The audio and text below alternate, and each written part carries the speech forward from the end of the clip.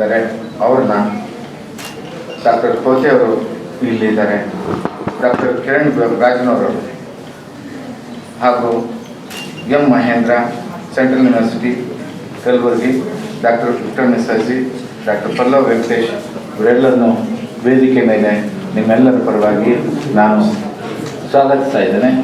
ಎಲ್ಲರಿಗೂ ಸ್ವಾಗತ.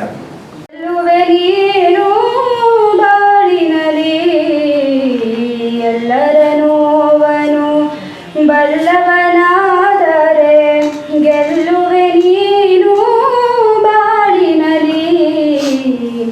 ಲೋಭವಿಲ್ಲದ ಉಪಕಾರವೇ ಸುಖವು, ಲೋಭವಿಲ್ಲದ ಉಪಕಾರವೇ ಸುಖವು.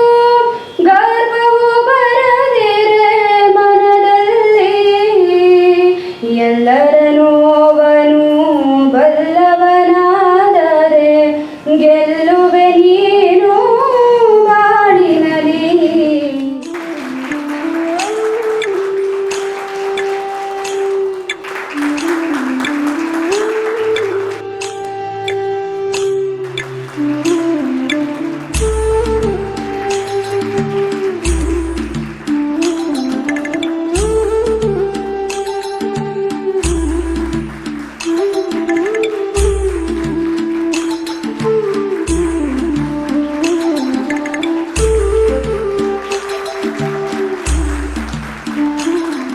ಇದನ್ನು ಅನುವಾದಿಸಿದ ಪ್ರೊಫೆಸರ್ ವಿಕ್ರಮ್ ವಿಸಾಜಿ ಅವರು ಸ್ಟೇಜ್ ಮೇಲಿದ್ದಾರೆ.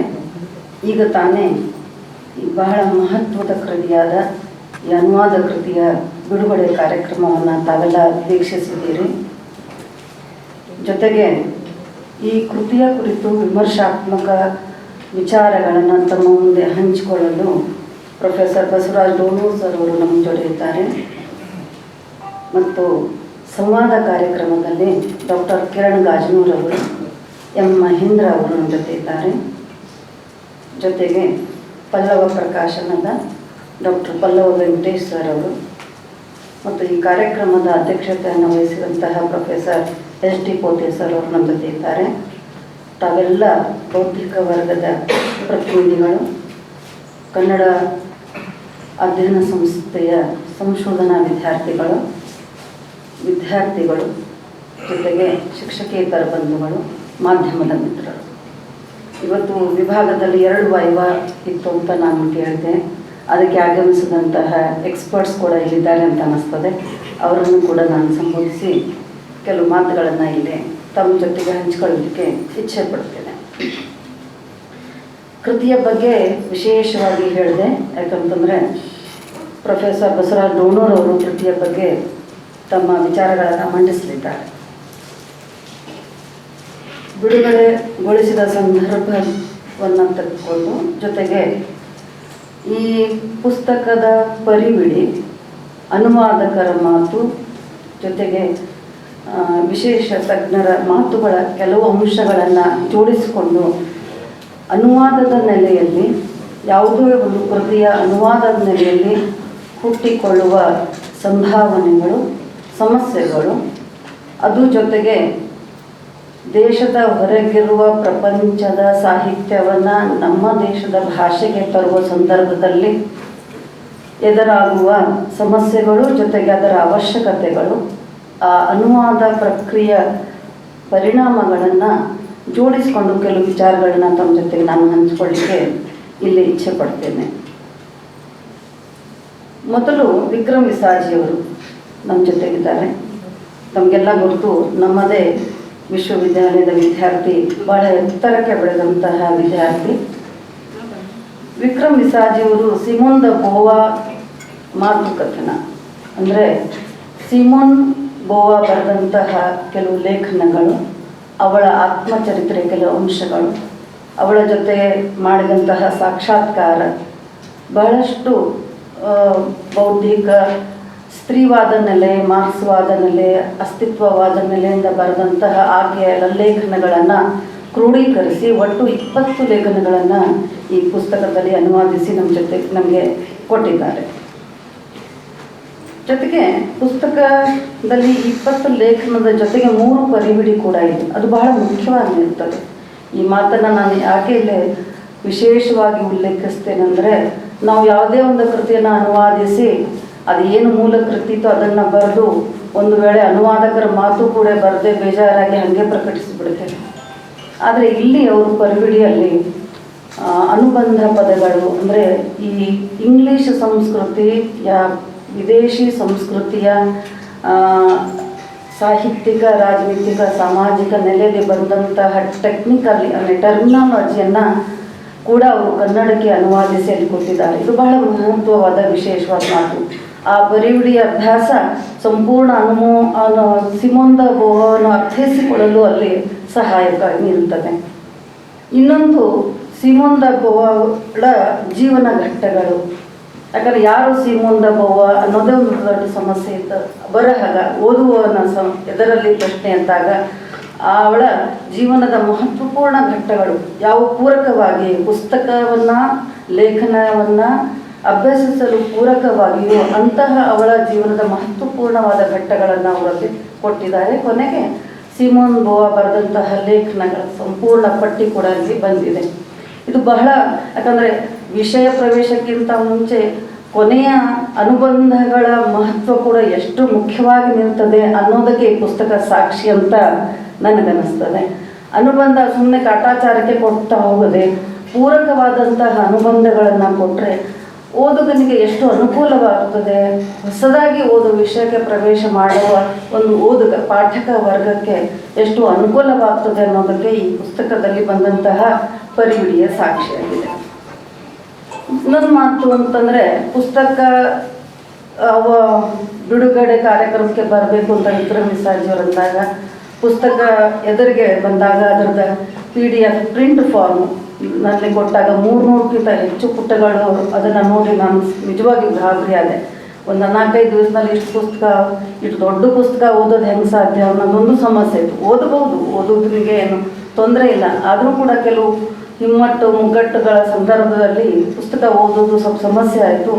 ಆದರೆ ವಿಕ್ರಮ್ ಹೇಳಿದರು, ನೀವು ಪುಸ್ತಕದ ಬಗ್ಗೆ ವಿಮರ್ಶೆ ಮಾಡೋದೇನು ಮಾಡಲಿಕ್ಕೆ ಡೋನರ್ ಅವರಿದ್ದಾರೆ, ನಿಮ್ಮ ಅಂದರೆ ಪುಸ್ತಕ ಬಿಡುಗಡೆ ಸಂದರ್ಭದ ಕೆಲವು ಮಾತುಗಳನ್ನು ಹೇಳ್ರಿ ಅಂದಾಗ ನನಗೆ ಬಹಳಷ್ಟು ಖುಷಿನೂ ಆಯಿತು. ಆದರೆ ನಿನ್ನೆ ಸಮಯ ತಗೊಂಡು ಆ ಪುಸ್ತಕವನ್ನು, ಯಾಕೆ ಪುಸ್ತಕ ಬಿಡುಗಡೆ ಮಾಡಲಿಕ್ಕೆ ಹೋದಾಗ ಪುಸ್ತಕ ಏನಿದೆ ಅದರೊಳಗೆ ಏನಿದೆ ಅನ್ನೋದು ನೋಡೋದೊಂದು ಕುತೂಹಲ ಕೂಡ, ಒಂದು ಜಿಮ್ಮೆದಾರಿ, ಜವಾಬ್ದಾರಿ ಕೂಡ. ಯಾವ ವೇದಿಕೆಯನ್ನು ನಾವು ಹಂಚ್ಕೊತೇವೋ ಆ ಪುಸ್ತಕ ಒಳಗೆ ಏನಿದೆ ಅನ್ನೋದು ತಿಳ್ಕೊಳ್ಳೋದು ಒಂದು ವ್ಯಕ್ತಿಯ ಜವಾಬ್ದಾರಿ ಅಂತ ತಿಳ್ಕೊಂಡು ಕೆಲವು ಲೇಖನಗಳನ್ನು ಓದಲಿಕ್ಕೆ ಹೋದರೆ ಆ ಲೇಖನಗಳು ಹಿಂಗೆ ಓದಿಸ್ಕೊಳ್ತಾ ಹೋಗ್ತವೆ. ಅಂದರೆ ಎಲ್ಲಿಯೂ ಬಿಡದೆ ಸರಾಗವಾಗಿ 3-4 ಲೇಖನಗಳನ್ನು ನಾನು ಓದ್ತಾ ಹೋದೆ. ಎಷ್ಟು ಟೈಮ್ ಸಿಕ್ತೋ ಅಷ್ಟು ಟೈಮ್ನಲ್ಲಿ ಆ ಲೇಖನಗಳನ್ನು ಓದಿದೆ.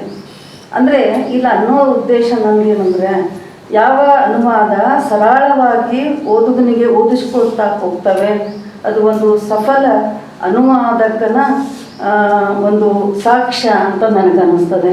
It's a successful translation work ಅಂತೇಳಿ. ಅಂದರೆ ಮೂಲ ಕೃತಿಯನ್ನು ಯಾವುದೇ ತರಹದ ಮೂಲ ಕೃತಿ ಏನು ಅಂತ ನನಗೂ ಗೊತ್ತಿಲ್ಲ, ಇಂಗ್ಲೀಷು ಮೂಲ ನಾನು ಓದಿಲ್ಲ. ಅದರ ಮೂಲ ಕೃತಿಯ ಅನುವಾದ ಯಾವುದೇ ವ್ಯವಧಾನವಿಲ್ಲದೆ ಸರಳವಾಗಿ ಒಂದು ಉತ್ಸುಕತೆಯನ್ನು ಬೆಳೆಸಿಕೊಂಡು ಅದನ್ನು ಓದಲಿಕ್ಕೆ ಪಾಠಕ ವರ್ಗಕ್ಕೆ, ಓದುಗನಿಗೆ ಹತ್ತಿಸ್ತವೆ. ಅಂದರೆ ಅದರ ಹಿಂದೆ ಅನುವಾದಕನ ಒಂದು ಸಹಜತೆ, ಅನುವಾದಕನ ಸಾಫಲ್ಯತೆ ಅಲ್ಲಿ ಅಡಗಿದೆ. ಇಟ್ ಇಸ್ ಸಕ್ಸಸ್ಫುಲ್ ಟ್ರಾನ್ಸ್ಲೇಷನ್ ಅನ್ನೋಕ್ಕೆ ಒಂದು ನಿದರ್ಶನ ಅಂತ ನಾನು ಈ ಸಂದರ್ಭದಲ್ಲಿ ಹೇಳಲಿಕ್ಕೆ ಇಚ್ಛೆ ಪಡ್ತೇನೆ. ಎರಡನೇದು, ಒಬ್ಬ ಅನುವಾದಕನಿಗೆ a translator has got to be very very sensitive to some other culture. ಅಂದರೆ ಅನ್ಯ ಸಂಸ್ಕೃತಿ, ಅನ್ಯ ಭಾಷೆ, ಅನ್ಯ ಸಂವೇದನೆಗಳಿಗೆ ಬಹಳ ಸೆನ್ಸಿಟಿವ್ ಆಗಿರದಿರತಕ್ಕಂಥ ಒಬ್ಬ ಮನುಷ್ಯನಿಂದ ಅನುವಾದ ಸಾಧ್ಯ ಇಲ್ಲ. ಅನುವಾದಕನ ಒಂದು 8 ಲಕ್ಷಣಗಳನ್ನು ನೀವು ಪಟ್ಟಿ ಮಾಡಿದರೆ ಮೊದಲನೇ ಆ ಪಟ್ಟಿಯಲ್ಲಿ ಬರ್ತಕ್ಕಂಥ ಮೊದಲನೇ ಲಕ್ಷಣ ಏನಂತಂದರೆ, he should be able to appreciate the other culture. ನನ್ನದಲ್ಲದ ಸಾಹಿತ್ಯವನ್ನು, ನನ್ನದಲ್ಲದ ಜೀವನ ವಿಧಾನವನ್ನು, ನನ್ನದಲ್ಲದ ಬದುಕನ್ನು, ನನ್ನದಲ್ಲದ ಸಂಸ್ಕೃತಿಯನ್ನು, ನನ್ನದಲ್ಲದ ಸಂವೇದನೆಗಳನ್ನು ಅದನ್ನು ಅಪ್ರಿಸಿಯೇಟ್ ಮಾಡ್ತಕ್ಕಂಥ ಒಂದು ಒಂದು ಗುಣ ನನ್ನಲ್ಲಿರಬೇಕು. ಇಲ್ಲದೆ ಹೋದರೆ ಅನುವಾದ ಸಾಧ್ಯ ಆಗೋದಿಲ್ಲ. ಅಂಥ ಒಂದು ಗುಣ ಅವರಿಗಿದೆ.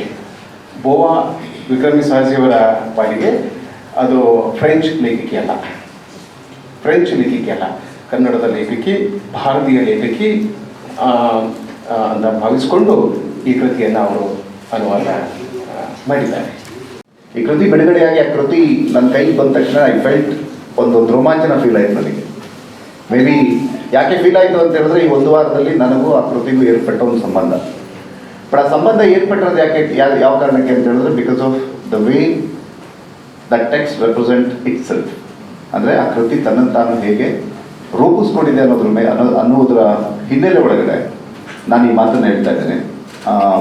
ಬಹಳ ಜನ ನಮ್ಮ ಡೋನು ಸರ್ ಅವರು ಹೇಳಿದ್ರು, ಹಾಗೂ ಪುಸ್ತಕವನ್ನು ಬಿಡುಗಡೆ ಮಾಡಿದಂತಹ ಪ್ರೊಫೆಸರ್ ಪರಿಮಳ ಅಂಬೇಡ್ಕರ್ ಅವರು ಹೇಳ್ತಾ ಇದ್ರು, ಇದೊಂದು ಬಹಳ ಅದ್ಭುತವಾದ ಅನುವಾದ ಅಂತ. ಬಟ್ ನನಗೆ ವೈಯಕ್ತಿಕವಾಗಿ when I was reading this book, ನನಗೆ ಇದೊಂದು ಅನುವಾದ ಅನ್ನೋದಕ್ಕಿಂತ ಹೆಚ್ಚಾಗಿ ಇದೊಂದು ಸಂಶೋಧನಾ ಕೃತಿ ಅಂತ ಅನ್ನಿಸ್ತಾ ಇತ್ತು. ಯಾಕೆ ಸಂಶೋಧನಾ ಕೃತಿ ಅಂತ ಹೇಳಿದ್ರೆ, ಅದರ ರಚನೆ ಮತ್ತು ಸತ್ವದ ಕಾರಣಕ್ಕೆ, ಒಂದು ಸ್ಟ್ರಕ್ಚರ್ನ ಕಾರಣಕ್ಕೆ. ಯಾಕಂದರೆ ಕೆಲವು ಸರಿ ಏನಾಗುತ್ತೆ ಅಂದರೆ, ಅನುವಾದ ಕೃತಿಗಳು ಒಂದು ಸಂಶೋಧನಾ ಕೃತಿಗಿರಬೇಕಾದಂತಹ ರಚನೆಗಳನ್ನು ಒಳಗೊಂಡಿರೋಲ್ಲ. ಬಟ್ ಈ ಕೃತಿನಲ್ಲಿ ಆ ಸ್ಟ್ರಕ್ಚರ್ ಇದೆ. ನೀವು ಓದುವ ಪ್ರತಿಯೊಂದು ಸಾಲು, ನೀವು ಓದುವ ಪ್ರತಿಯೊಂದು ಹೆಸರನ್ನು ಪುಸ್ತಕದ ಕೊನೆಯಲ್ಲಿ ಅದಕ್ಕೆ ವಿವರಗಳನ್ನು ಕೊಡಲಾಗಿದೆ.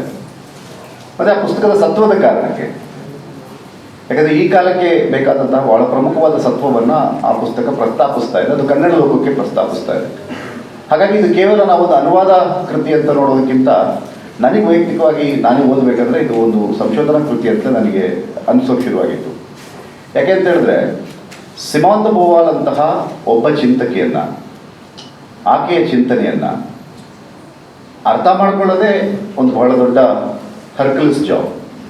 ಮತ್ತು ಅದನ್ನು ಕನ್ನಡಕ್ಕೆ ತರೋದು, ಯಾಕಂದರೆ ಕನ್ನಡದಲ್ಲಿರೋ ಬಹಳ ದೊಡ್ಡ ಸಮಸ್ಯೆ ಏನು ಅಂತ ಹೇಳಿದ್ರೆ, ಪಾರಿಭಾಷಿಕ ಪದಕೋಶಗಳ ಕೊರತೆ. ನೀವು ಇಂಗ್ಲೀಷನ್ನು ಕನ್ನಡಕ್ಕೆ ತರಬೇಕಾದ್ರೆ ನಮಗೆ ಬರುವ ಬಹಳ ದೊಡ್ಡ ತೊಂದರೆ ಏನು ಅಂತ ಹೇಳಿದ್ರೆ, ನಿಮ್ಮ ಕನ್ನಡದಲ್ಲಿ ಪಾರಿಭಾಷಿಕ ಪದಕೋಶಗಳಿಲ್ಲ. ಅಂಥ ಸಂದರ್ಭದಲ್ಲಿ ಸಿಮಾನ್ ದ ಬೋವಾಳ್ ಅಂತಹ ವೆರಿ ವೆರಿ ಕಾಂಪ್ಲೆಕ್ಸ್ ರೈಟರ್. ನೀವೇನಾದರೂ ಸಿಮಾನ್ ದ ಬೋವಾಳನ್ನು ಸೆಕೆಂಡ್ ಸೆಕ್ಷನ್ ಓದೋಕೆ ಆರಂಭ ಮಾಡಿದ್ರೆ ನಿಮ್ಗೆ ಗೊತ್ತಾಗುತ್ತೆ, she is a very complex writer. ಯಾಕಂದರೆ ಶಿ ಇಸ್ ಅ ಫಿಲಾಸಫರ್. ನಾವು ಪೊಲಿಟಿಕಲ್ ಸೈನ್ಸಲ್ಲಿ ನಾನು ಪೊಲಿಟಿಕಲ್ ಸೈನ್ಸ್ ಟೀಚ್ ಮಾಡೋದ್ರಿಂದ, ಪೊಲಿಟಿಕಲ್ ಸೈನ್ಸಲ್ಲಿ ಪಾಠ ಮಾಡಬೇಕಾದ್ರೆ ನಾನು ಯಾವಾಗಲೂ ಮಕ್ಕಳಿಗೆ ಹೇಳ್ತಾ ಇರ್ತೀನಿ, ಫಿಲಾಸಫಿ ಓದಬೇಕಾದ್ರೆ 2 ಅಪಾಯ ಇದೆ. ಒಂದು ಅಪಾಯ ಏನು ಅಂತ ಹೇಳಿದ್ರೆ, ನೀವು ಅಂತ ಏನು ಇವತ್ತು ನೀವು ನಂಬ್ಕೊಂಡಿದ್ದೀರಾ ಅದು ನೀವಾಗಿರಲ್ಲ. ಈ ಫಿಲಾಸಫಿ ಓದ್ಬಿಟ್ರೆ ನೀವಾಗಿರಲ್ಲ. 2ನೇ ಅಪಾಯ ಏನು ಅಂತ ಹೇಳಿದ್ರೆ, ನೀವು ಯಾವುದನ್ನು ಪಬ್ಲಿಕ್ ಅಂದ್ಕೊಂಡಿದ್ದೀರಾ ಅದು ಪಬ್ಲಿಕ್ ನಿಮಗೆ ಸಂಪೂರ್ಣ ವಿರೋಧವಾಗಿ ಕಾಣಕ್ಕೆ ಶುರುವಾಗುತ್ತೆ. You started to question your public and you started to question your own self. ಹಾಗಾಗಿ ನೀವು ತತ್ವಶಾಸ್ತ್ರ ಓದಬೇಕಾದ್ರೆ ಈ 2 ಅಪಾಯಗಳಿಗೆ ಮಾನಸಿಕವಾಗಿ ಸಿದ್ಧರಾಗಿ ನೀವು ತತ್ವಶಾಸ್ತ್ರ ಓದಬೇಕು. ಮೇ ಬಿ ಈ ಕೃತಿನಲ್ಲಿ ಸಿಮಾನ್ ದ ಬೋವಾ ತನ್ನ ಬಾಲ್ಯವನ್ನು ಮಾತನಾಡುವ ಧಾಟಿ ಇದೆಯಲ್ಲ, ಅದನ್ನು ವಿಕ್ರಮ ಬಹಳ ಬ್ಯೂಟಿಫುಲ್ಲಾಗಿ ಕನ್ನಡ ಟ್ರಾನ್ಸ್ಲೇಟ್ ಮಾಡಿದ್ದಾರೆ. ಎಷ್ಟು ಚೆನ್ನಾಗಿ ಆಕೆ ತನ್ನ ಇಡೀ ಬಾಲ್ಯದಿಂದ ಆಚೆ ನಿಂತು ತನ್ನ ಬಾಲ್ಯದ ಬಗ್ಗೆ ಮಾತಾಡ್ತಾರೆ. It's a wonderful narration.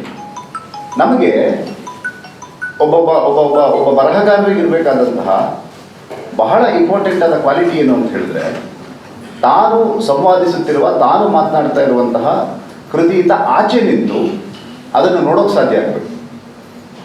May be ಸಿಮಾನ್ the Beauvoir ಮಾಡಿರುವ ಆಕೆಯ ಬಾಲ್ಯದ ನಿರೂಪಣೆಗಳನ್ನು ಆಕೆ ಆಚೆ ನಿಂತು ವಿವರಿಸಿದ ಪರಿಯನ್ನು ಕನ್ನಡಕ್ಕೆ ವಿಕ್ರಮ್ ಅವರು ತಂದಿರೋ ರೀತಿ ಮಾತ್ರ ಇಟ್ಸ್ ಫ್ಯಾಂಟಾಸ್ಟಿಕ್. ಯಾಕೆ ಅಂತ ಹೇಳಿದ್ರೆ, ಆಕೆ ಫಿಲಾಸಫರ್ ಆಗಿದ್ದರಿಂದ ಅದು ಸಾಧ್ಯ ಆಗಿತ್ತು. ತನ್ನನ್ನು ತಾನೇ ನೋಡ್ಕೊಳ್ಳೋವಂಥದ್ದು, ತನ್ನನ್ನು ತಾನೇ ಓರೆಗಚ್ಚುವಂಥದ್ದು. ಹಾಗಾಗಿ ಈ ಕೃತಿಯ ಅರ್ಧ ಭಾಗ ಆಕೆಯ ಬಾಲ್ಯ, ಆಕೆಯ ತನ್ನ ತಾಯಿಯೊಂದಿಗಿನ ಆಕೆಯ ಒಡನಾಟ, ಆಕೆಯ ಸಾತ್ರಾನೊಂದಿಗೆ ಆಕೆಯ ಒಡನಾಟ, ಈ ಅರ್ಧ ಭಾಗ ಏನಿದೆ, ಇಟ್ ಜಸ್ಟ್ ಲೈಕ್ ಎ ನಾವೆಲ್.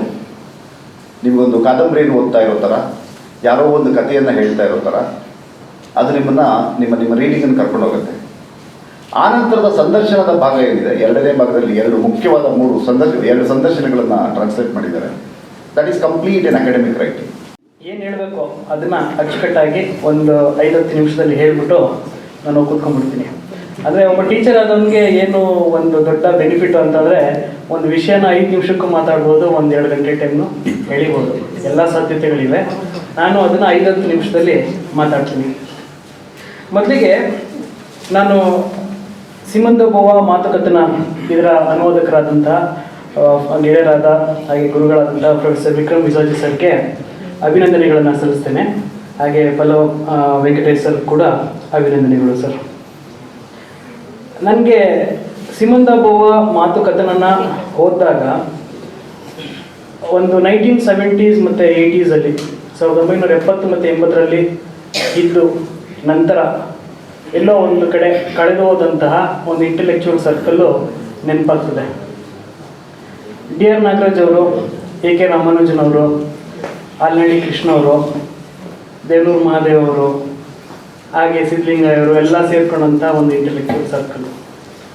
ಅವರು ಓದ್ತಿದ್ದದ್ದು, ಅವರು ಬರೀತಿದ್ದದ್ದು, ಅವರ ಡಿಸ್ಕಷನ್ಸ್ಗಳು, ಸಂವಾದಗಳು ಎಲ್ಲವೂ ಈ ಪಾಶ್ಚಾತ್ಯ ಜಗತ್ತಿನ ಲೇಖಕರುಗಳನ್ನ ಕೂಡ್ಕೊಂಡಿರ್ತಿತ್ತು. ಅಂದರೆ ಸಾಕಷ್ಟು ವಿಷಯಗಳು ಅಲ್ಲಿಂದ ತಂದು ಎ ಕೆ ರಾಮಾನುಜನ್ ದೊಡ್ಡ ಒಬ್ಬ ವಿದ್ವಾಂಸ, ದೊಡ್ಡ ಲೇಖಕ, ಅನುವಾದಕ, ಎಲ್ಲಿಂದೆಲ್ಲಿಂದನೂ ಹೇಗೆ ತರೋದು ಅದನ್ನು ಇವ್ರಿಗೆ ಪರಿಚಯ ಮಾಡೋದು. ಇದರಿಂದನೇನೋ ಬಹುಶಃ ಇವರ ಅನಂತಮೂರ್ತಿ ಅವರು ಅಥವಾ ದೇವನೂರು ಮಹಾದೇವ್ ಅವರು ಒಂದೊಂದು ಹೊಸ ನಿರೂಪಣಾ ಶೈಲಿಯನ್ನು ಕಂಡುಕೊಳ್ಳಿಕ್ಕೆ ಸಾಧ್ಯ ಆಯಿತು. ಒಂದು ಹೊಸದನ್ನು ಕನ್ನಡ ಜಗತ್ತಿಗೆ ಪರಿಚಯ ಮಾಡಲಿಕ್ಕೆ ಸಾಧ್ಯ ಆಯಿತು. ಈ ಒಂದು ಮುಂದುವರಿದ ಭಾಗವಾಗಿ, ಯಾಕಂದರೆ ಅಲ್ಲೊಂದು ಕೊಂಡಿ ಇದೆ, ಆ ಕೊಂಡಿ ಬಗ್ಗೆ ಖಂಡಿತವಾಗ್ಲೂ ಮಾತಾಡಬೇಕು. ನಟರಾಜ್ ಹುಳಿಯವರವರು, ಅವರ ಪ್ರಭಾವ ಖಂಡಿತವಾಗ್ಲೂ ವಿಕ್ರಮ್ ವಿಸಾಜಿ ಅವ್ರ ಮೇಲೆ ಇದೆ. ಆ ಒಂದು ಕೊಂಡಿ ಇದೆಯಲ್ಲ, ಅದು ತುಂಬ ಮುಖ್ಯವಾದಂಥ ಕೊಂಡಿ. ಅವರು ನಾವು ಏನನ್ನು ಓದ್ತಾ ಇದ್ದೀವಿ ಅಂತ ಮಾನಿಟ್ರ್ ಮಾಡ್ತಾರೆ, ನಾವು ಏನನ್ನು ಓದಬೇಕು ಅಂತ ಹೇಳ್ತಾರೆ, ಓದಿದ ದಿನ ಹೆಂಗೆ ಬರೀಬೇಕು ಅಂತ ಹೇಳ್ತಾರೆ, ತಿಡ್ತಾರೆ, ಒಂದೊಂದು ಸರಿ ಮುಗಿತರೂ ಕೂಡ. ಅದು ಅವ್ರಿಗೆ ಬಂದ್ಬಿಟ್ಟಿದೆ. ಆದರೆ ಒಂದು ಮುಂದುವರಿದ ಭಾಗವಾಗಿ ಸಿಮಂದಬೋವ ಈಗ ಕನ್ನಡಕ್ಕೆ ಬಂದಿದೆ. ಇದನ್ನು ನಾನು ಒಂದು ಸಂಪಾದಿತ ಕೃತಿ ಅಥವಾ ಅನುವಾದ ಅಂತ ನೋಡೋದಕ್ಕೆ ಹೋಗೋಕ್ಕೆ ಬದಲು ಒಂದು ರೀಕ್ರಿಯೇಷನ್ ಅಂತ ನಾನು ನೋಡ್ತೀನಿ. ಒಂದು ಹೊಸದಾಗಿ ಕ್ರಿಯೇಟ್ ಮಾಡಿದಂಥ ಒಂದು ಪುಸ್ತಕ ಅಂತ. ಏನಕ್ಕೆ ಅಂತಂದರೆ, ಸಿಮಂದಬೋವ ಟೈಟಲ್ ಇರ್ಬೋದು ಮಾತುಕಥನ ಅಂತ, ಆದರೆ ನಮಗೆ ಇಬ್ಬರು ಜೀವನ ತೆಗೆದುಕೊಳ್ಳುತ್ತೆ ಅಲ್ಲಿ. ಸಿಮಂದಬೋವ ಜೊತೆಗೇ ಜೀನ್ ಪಾಲ್ ಸಾರ್ತ್ರ, ಅವನನ್ನು ಬಿಟ್ಟು ಇವಳಿಲ್ಲ, ಇವಳನ್ನು ಬಿಟ್ಟು ಅವನಿಲ್ಲ. ಒಬ್ಬಳನ್ನ ಓದ್ತಾ ಹೋದಂಗೆ ಇನ್ನೊಬ್ಬಳ ಪರಿಚಯ ನಮಗಾಗ್ತದೆ.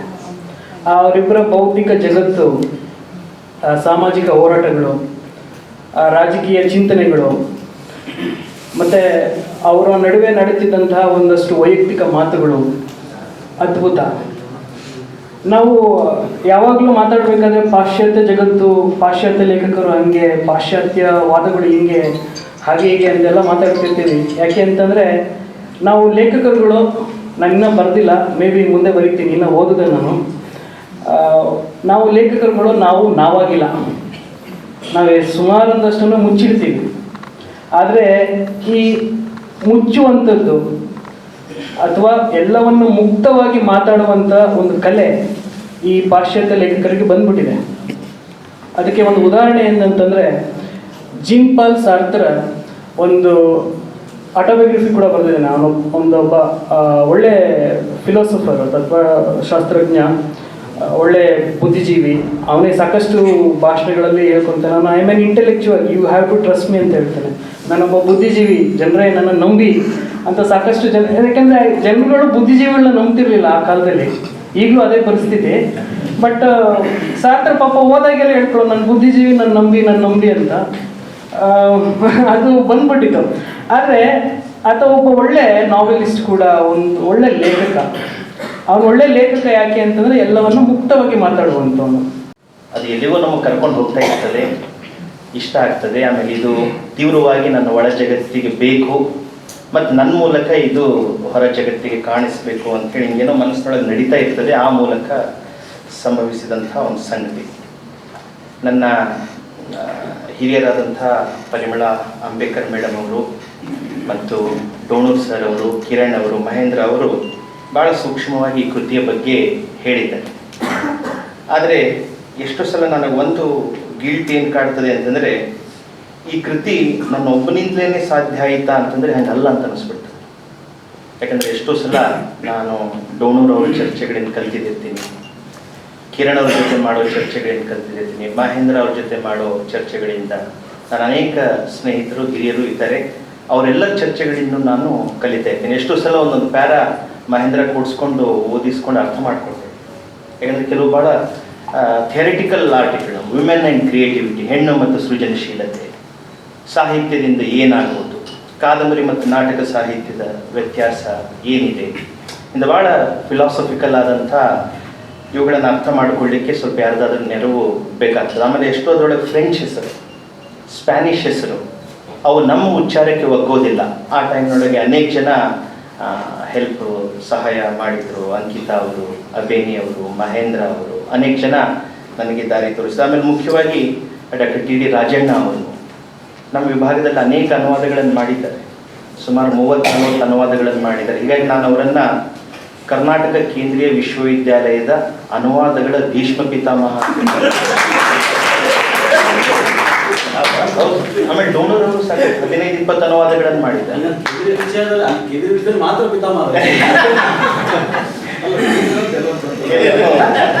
ನಾನು ಯಾಕೆ ಮತ್ತೆ ಅದ್ಭುತ ಅದ್ಭುತ ಅಂತ ಇರ್ತೇನೆ ಅಂತಂದ್ರೆ, ನಾವು ಸ್ವಲ್ಪ ಕೆಲಸ ಮಾಡಿ ಭಾಳ ಹಾರಾಟ ಮಾಡೋದು ಅವ್ರಿಗೆ.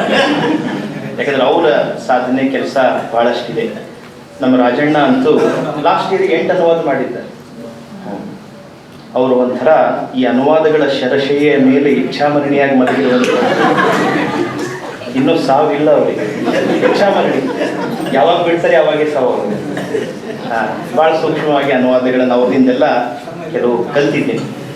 ಆಮೇಲೆ ನನಗೆ ಇದರೊಳಗೆ ಬಹಳ ಇಷ್ಟ ಆಗಿದ್ದೇನು ಅಂತಂದರೆ, ಸಿಮಂದ ಬುವ ಅವರ ಕಾಳಜಿ, ಹೆಣ್ಣು ಮಕ್ಕಳು ಯಾವ ದಿಕ್ಕಿನಲ್ಲಿ ಬೆಳಿಬೇಕು ಮತ್ತು ಸಮಾಜ ಅದಕ್ಕೆ ಎಂಥ ಒಂದು ಪೂರಕವಾದ ವಾತಾವರಣ ನಿರ್ಮಿಸಬೇಕು ಮತ್ತು ಸಮಾಜದ ಎಲ್ಲ ತಡೆಗೋಡೆಗಳನ್ನು ಮುರಿದು ಹೇಗೆ ದಾಟ್ಕೊಂಡು ಹೋಗಬೇಕು ಅನ್ನುವಂಥ ಅವಳ ಒಂದು ಕನಸೇನಿದೆ, ಆ ಕನಸನ್ನು ಆಕೆ ದಾಟಿಸ್ತಾ ಇದ್ದಾರೆ ಅಂತ ಹೇಳಿ ಅನಿಸ್ತದೆ.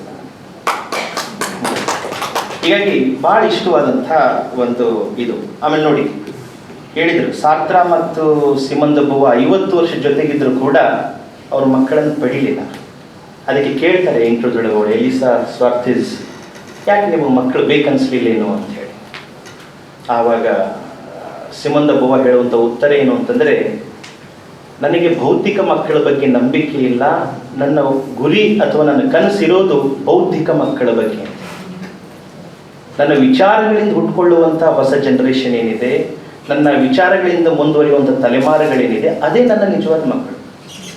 ನೋಡಿ, ಮಕ್ಕಳ ವ್ಯಾಖ್ಯಾನವನ್ನೇ ಅವಳು ಬದಲಾಯಿಸ್ಬಿಡ್ತಾರೆ. ಆ್ಯಕ್ಚುಲಿ ಅಂಬೇಡ್ಕರ್ ಅವರಿಗೆ ಇದ್ದಿದ್ದು ಅದೇ, ಅವರಿಗೂ ಬೇಕಾಗಿದ್ದು ಬೌದ್ಧಿಕವಾಗಿ ಅವರ ಚಿಂತನೆಗಳನ್ನು ಮುಂದುವರಿಸುವಂಥವ್ರೆ. ಲೋಹಿಯಾಗಿ ಬೇಕಾದವರು ಅವರೇ, ಗಾಂಧಿಗೆ ಬೇಕಾದವರು ಅವರೇ, ಬಸವಣ್ಣಗೆ ಬೇಕಾದವರು ಅವರೇ. ಹೀಗಾಗಿ ನಮ್ಮ ಮಕ್ಕಳು ಅನ್ನುವಂಥ ಒಂದು ಕಲ್ಪನೆಯನ್ನೇ ಅವಳು ಒಡೆದಾಕ್ಬಿಡ್ತಾರೆ. ಎಂಥ ಮಕ್ಕಳ ಅಗತ್ಯ ಇದೆ ಭವಿಷ್ಯಕ್ಕೆ, ಈ ಸಮಾಜಕ್ಕೆ ಅನ್ನುವಂಥದ್ದು ಹೇಳುವಂಥ ಒಂದು ಸಂಗತಿ. ಆಮೇಲೆ ಇನ್ನೊಂದೇನು ಹೇಳ್ತಾಳೆ ಅವಳು ಅಂತಂದರೆ, ಈ ಮಹಿಳೆಯರ ಜಗತ್ತನ್ನು ನಾವು ಹೆಂಗೆ ವಿಸ್ತಾರ ಮಾಡಬೇಕು ಅಂತೇಳಿ, ಅವರನ್ನು ಹೇಗೆ ಬರವಣಿಗೆ, ಅವಳಿಗೆ ಭಾಳ ಒಂಥರ ಪೇನ್, ದುಃಖ ಫೀಲ್ ಮಾಡ್ತಾ ಇರ್ತಾಳೆ.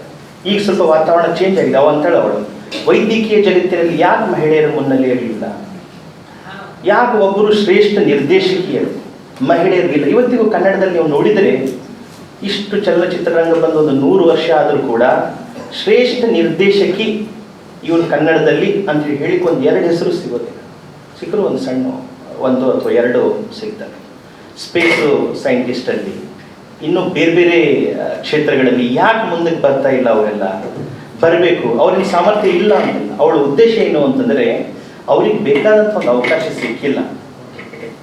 ಅವ್ರಿಗೆ ಬೇಕಾದಂಥ ಒಂದು ಅವಕಾಶ ಸಿಕ್ಕಿದರೆ ಅವರು ಪುರುಷರಷ್ಟೇ ಸಮರ್ಥವಾದಂಥ ಸಾಧನೆಗಳನ್ನು ಅವ್ರು ಮಾಡಬಲ್ಲರು ಅನ್ನುವಂಥದ್ದು ಆಕೆ ನಂಬಿಕೆ. ಆ ಕನಸುಗಳನ್ನು ಆಕೆ ತುಂಬ್ತಾ ಹೋಗ್ತಾ ಇದೆ. ಅದು ನನಗೆ ಭಾಳ ಇಷ್ಟವಾದಂಥ ಸಂಖ್ಯೆ. ಅಂದರೆ ಒಬ್ಬ ಬುದ್ಧಿಜೀವಿ ಮಾರ್ಕ್ಸ್ವಾದದಿಂದ ಕಲಿತದ್ದು, ಅಸ್ತಿತ್ವವಾದದಿಂದ ಕಲಿತಿದ್ದು, ಸ್ತ್ರೀವಾದದಿಂದ ಕಲಿತಿದ್ದು, ಇವು ಮೂರನ್ನು ಬೆರೆಸಿ ತಂದೆ ಆದಂಥ ಕೆಲವು ದಾರ್ಶನಿಕವಾದಂಥ ಫಿಲಾಸಫಿಕಲ್ ಆದಂಥ ನೋಟಗಳನ್ನು, ವಿಚಾರಗಳನ್ನು ಆಕೆ ಕೊಡ್ತಾ ಇದ್ದಾರೆ.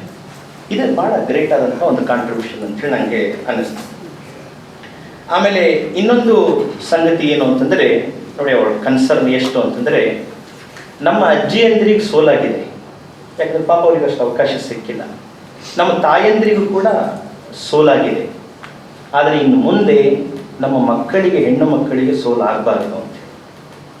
ನಾವು ಚರಿತ್ರೆಯಲ್ಲಿ ಸೋತಿದ್ದೇವೆ ಅಂತಂದರೆ ಇದರ ಅರ್ಥ ನಾವು ವರ್ತಮಾನದಲ್ಲೂ ಸೋಲ್ತೀವಿ, ಭವಿಷ್ಯದಲ್ಲೂ ಸೋಲ್ತೀವಿ ಅಂತಲ್ಲ.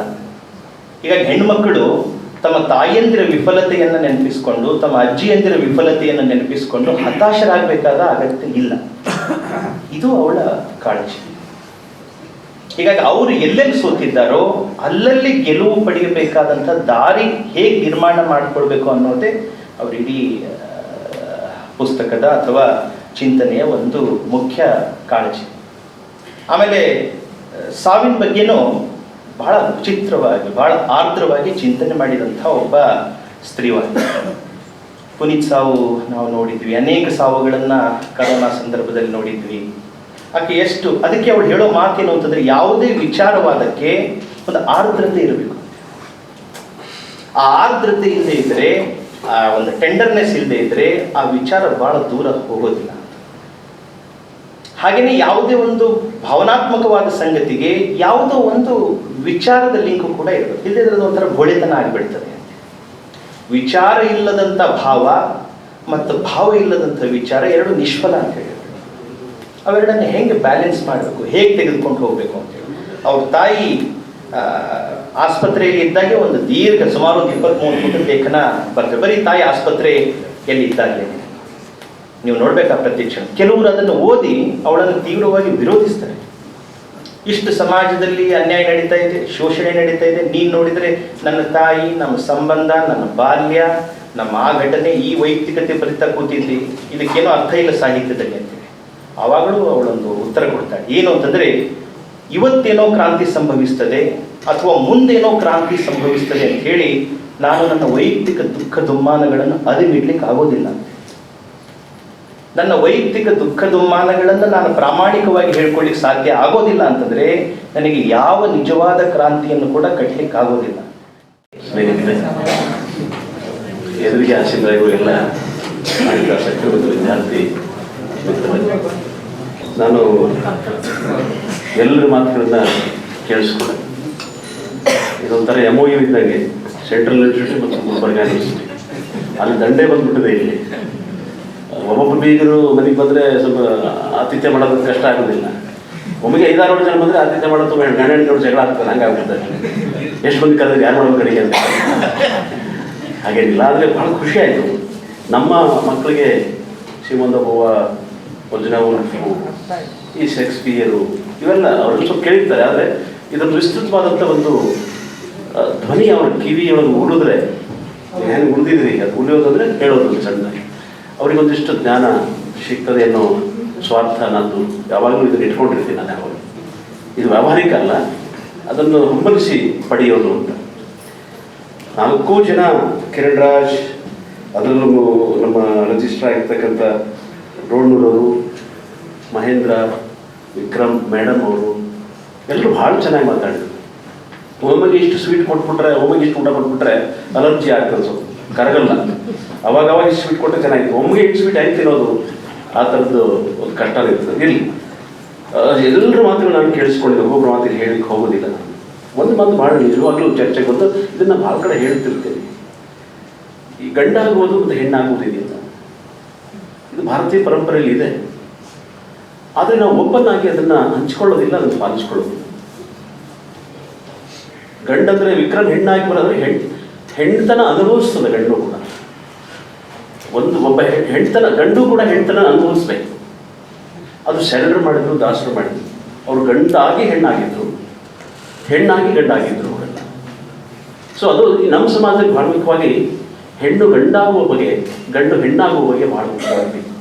ಅಂದಾಗ ಮಾತ್ರ ಸಮಾಜ ಒಂದು ಲೆವೆಲ್ಗೆ ನಡ್ಕೊಂಡು ಹೋಗುತ್ತೆ ಅಂತಕ್ಕಂಥ ಈ ರೀತಿಯೊಳಗೆ ನಾವು ವಿಚಾರ ಮಾಡ್ತಾ ಹೋದಾಗ ಹಂಗೆ ಆಗೋದ್ರಿಂದ ಹೆಣ್ಣಿನ ದುಃಖ ಅಪಮಾನಗಳಿಂದ ಗಂಡಿಗೆ ಅರ್ಥ ಆಗುತ್ತೆ, ಗಂಡಿನ ದುಃಖ ಅಪಮಾನಗಳಿಂದ ಹೆಣ್ಣಿಗೂ ಅರ್ಥ ಆಗುತ್ತೆ ಅಂತಕ್ಕಂಥದ್ದು. ನಾವು ಇನ್ನೊಬ್ಬರ ದುಃಖದಲ್ಲಿ, ಇನ್ನೊಬ್ಬರ ನೋಡಲ್ಲಿ ನಾವೆಲ್ಲ ಪಾಲ್ಗೊಂಡೇ ಇಲ್ಲ ಭಾರತೀಯ. ಅದೊಂದು ಸ್ವಲ್ಪ ಟ್ರೈಬಲ್ ಜನಾಂಗದಲ್ಲಿ, ಕೇರಿ ಜನಾಂಗದಲ್ಲಿ ಇರ್ಬೋದು, ಇತರ ಹೇಳೋದಲ್ಲ. ಒಂದು ಮಾತು ಭಾಳ ಚೆನ್ನಾಗಿ ಕೊನೆ ಹೇಳಿದ್ರು, ಸುಮಂದ ದುವಾ ಹೆಸರು ಹೇಳಿದಾಗ್ತು. ಏನಂದರೆ ಅಸ್ಪೃಶ್ಯಕ್ಕೆ ಅಲ್ಲಿಯೇ ಕೇರಿಗಳಿಗೆ ಹೋದಾಗ ಆಕೆ ಏನು ಅನುಭವಿಸ್ತಾಳಲ್ಲ, ಅಂದರೆ ವಿಕ್ರಮ್ಜಿ ಭಾರತದಲ್ಲಿ ತದ್ವಿರುದ್ಧ ಇದೆ. ಅಸ್ಪೃಶ್ಯರ ಕೇರಿ ಅಂದ್ರೇ ಕೆಟ್ಟದಾಗಿ ಭಾವಿಸುವ ಗುಣ ನಮ್ಮದಿದೆ. ನಾನು ನಿನ್ನೆ ಪ್ರಯಾಣ ಹೋಗ್ತಿರ್ಬೇಕಾದ್ರೆ ಯಾವುದಕ್ಕೊಂದು ಆರೋಪ ಮಾಡಿ ಹೇಳುವಾಗ ನಮ್ಮನ್ನು ಅಸ್ಪೃಶ್ಯ ಮಾಡಿದ್ದೀರಿ ನೀವು ಬಿಜೆಪಿ ಪಕ್ಷದವರು ನಮಗೆ, ನಾವು ಬಿಜೆಪಿ ಸರ್ ಹೇಳ್ತಾರೆ ನಮ್ಗೆ ಅಸ್ಪೃಶ್ಯ ಮಾಡಿದೆ ಅಂತ ಹೇಳ್ತಾರೆ. ಎಷ್ಟು ಸಲೀಸಾಗಿದೆ ನಾವು ವರ್ಗವನ್ನು ಅಪಮಾನ ಮಾಡ್ತಾರೆ ಅನ್ನೋದಾದ್ರೆ ಆ ಪದ ಕಳ್ಕೊಂಡು ಅದನ್ನು ಮುಕ್ತ ಹಾಕ್ಬೇಕಂತ ಹೊರಟಿದ್ದೀವಿ. ಏನ್ರಿ ನಮ್ಮನ್ನು ಅಸ್ಪೃಶ್ಯ ಮಾಡಿದ್ರಿ ನೀವು? ಹಿಂಗೆ ನಾ ಹೇಳ್ತೀನಿ ಅಂದ್ರೆ ಹೋಗ್ತೇವೆ ಇದೇ ಹೇಳ್ತಾರೆ, ತಮ್ಮದೋಸರು ಕೆಲವು ಜನ ಇರ್ತಾರೆ. ಅಂದ್ರೆ ಈ ದೇಶದಲ್ಲಿ ಬರವಣಿಗೆಯಲ್ಲಿ ಎಲ್ಲದರಲ್ಲೂ ಅದು ಬಳಸಬಾರ್ದು ಅಂತಿದೆ, ಆದರೆ ಹಿಂಗೆ ಬಳಸ್ತಾ ಇದೆ. ಕೇಳಿ ಅಂದ ತಕ್ಷಣ ಭಯಪಡುವ ಜನ ಇದೆ. ಅದೇ ಶ್ರೀಮಂತ ಭವ ನೋಡೋಣ ಅಲ್ಲಿ ಏನಿದೆ ಅಂತ ಹೋಗ್ತಾನೆ. ಅದಕ್ಕೆ ಚಿನ್ನು ಅಚ್ಚುಬೆ ಮೈಸೂರು ಬಂದ ದೇವರು ಮಹಾದೇವರ ಮಹೇಂದ್ರ ಗೊತ್ತಿರಬೇಕು. ಮಹಾದೇವ್ ನಾ ಮೈಸೂರು ಅರಮನೆ ನೋಡಲಿಲ್ಲ, ನಿಮ್ಮ ಊರಿನ ಕೇರಿಗೆ ಹೋಗಿದ್ದೆ, ಹಳ್ಳಿಯ ಕೇರಿಗೆ ಹೋಗಿದ್ದೆ. ಅಲ್ಲಿ ಅಸ್ಪೃಶ್ಯರು ನೋಡಿದೆ. ನಮ್ಮಲ್ಲೂ ಗಾಡ್ ಚಿಲ್ಡ್ರನ್ಸ್ ಇದ್ದಾರೆ, ದೇವರ ಮಕ್ಕಳು ಅಂತಿದ್ದಾರೆ. ಅವರತ್ತ ಭೂಮಿಗೆ ಬಿದ್ದರೆ, ಸೌತ್ ಆಫ್ರಿಕಾ ರೈತರು ಭೂಮಿಗೆ ಬಿದ್ದರೆ ಪಾಪ ಹತ್ತಂತ ಅನ್ಕೊಳ್ತೀವಿ ನಾವು. ಈ ದೇಶದ ಅಸ್ಪೃಶ್ಯರ ರಕ್ತ ಏನಾದರೂ ಭೂಮಿಗೆ ಬಿದ್ದರೆ ಈ ದೇಶಕ್ಕೆ ಪುಣ್ಯ ಬರ್ತದೆ ಅಂತ ಹೇಳಿ ಡಿಸ್ಟರ್ಬ್ ಆಗ್ತಾರೆ. ಅವ್ರು ಮಾದೇವ್ ಹೇಳ್ತಾನೆ, ಭಾರತೀಯ ಯಾವ ಲೇಖಕನು ಚಿನ್ನು ಅಚ್ಚುಬೆ ಡಿಸ್ಟರ್ಬ್ ಎಲ್ಲೂ ಆಗಿಲ್ಲ ಅಂತ ಹೇಳ್ತಾನೆ. ಅಸ್ಪೃಶ್ಯ ಅಲ್ಲದವರಲ್ಲಿ ಯಾರಾದರೂ ಅಸ್ಪೃಶ್ಯರ ಕುರಿತು ಮಹಿಳೆಯರು ಡಿಸ್ಟರ್ಬ್ ಆಗಿದ್ರೆ ಅದು ಬಹಳ ಮುಖ್ಯವಾಗಿ ಒಂದು 3 ಜನ, ಒಂದು ಬುದ್ಧ, ಒಂದು ಬಸವಣ್ಣ, ಒಂದು ಅಂಬೇಡ್ಕರ್. ಇವರು 3 ಜನ ಡಿಸ್ಟರ್ಬ್ ಆಗಿದ್ರು. ಅಂಬೇಡ್ಕರ್ ಡಿಸ್ಟರ್ಬ್ ಆಗಿ ಮಹಿಳಾ ಮೀಸಲಾತಿ ಕೊಟ್ಟರು, ಅವ್ರ ವಿರುದ್ಧ ಮಹಿಳೆಯರಿದ್ರು ಅನ್ನೋದ್ರ ಬಹಳ ಮುಖ್ಯ ಮರಿಬಾರ್ದು. ಮಹಿಳಾ ಹಿಂದೂ ಕೋಡ್ ಬಿಲ್ ಜಾರಿ ತರುವಾಗ ಲಕ್ಷಾನುಗಟ್ಟಲೆ ಮಹಿಳೆಯರು ಲೋಕಸಭೆ ಹೊರಗೆ ವಿರೋಧ ಮಾಡ್ತಾ ಇದ್ರು, ನಮ್ಗೆ ಬೇಕಾಗಿಲ್ಲ ಮೀಸಲಾತಿ ಅಂತೆ. ಅಂದ್ರೆ ನಾನು ಯಾಕೆ ಮಾತು ಹೇಳ್ತಾ, ಹೆಣ್ಣನ್ನು ಕಂಡ್ರೆ ಕೀಳಾಗಿ ನೋಡುವ, ಹೆಣ್ಣಿನಕ್ಕಿಂತ ಅಪಮಾನಕ್ಕೊಳಗಾಗಿರ್ತಕ್ಕಂಥ ಅಸ್ಪೃಶ್ಯರಿಗೆ ಕೀಳಾಗಿ ನೋಡುವ ಸಂಸ್ಕೃತಿ ದೇಶದಲ್ಲಿದೆ. ಶ್ರೀಮಂತೋಭವ ಅಂತಕ್ಕಂಥ ಒಬ್ಬ ಹೆಣ್ಮಗಳು ತನ್ನ ವೈಯಕ್ತಿಕ, ಇಲ್ಲಿ ನಮ್ಮ ದೇಶದಲ್ಲಿ ಬಹಳ ಮುಖ್ಯ ವೈಯಕ್ತಿಕವಾಗಿ ಜಾಸ್ತಿ ಚರ್ಚೆ ಆಗ್ತದೆ. ಡೋಣೂರು ವಿಕ್ರಮ್ ಏನು ಬರೆದ ಚರ್ಚೆ ಆಗೋದಿಲ್ಲ. ವೈಯಕ್ತಿಕವಾಗಿ ಏನಿದೆ ಅನ್ನೋದ್ರ ಬಗ್ಗೆ ಚರ್ಚೆ ಮಾಡ್ತೀವಿ ಭಾರತೀಯ ನಾವು. ಆದರೆ ವಿದೇಶಿಯರು ವ್ಯಕ್ತಿಗತ ಚರ್ಚೆ ಹೋಗೋದಿಲ್ಲ. ಆ ಚಿಂತನೆ ಏನಿಲ್ಲ ಆಲೋಚನೆ ಮಾಡ್ತಾರೆ, ತತ್ವ ಏನಿಲ್ಲ ಆಲೋಚನೆ ಮಾಡ್ತಾರೆ. ಸೊ ಆ ಹಿನ್ನೆಲೆಯಲ್ಲಿ ಸ್ತ್ರೀ ಸಮಾನತೆಗೆ ಹೋರಾಡಿದವರನ್ನೇ ಸ್ತ್ರೀಯರು ವಿರೋಧಿಸ್ತಾರೆ.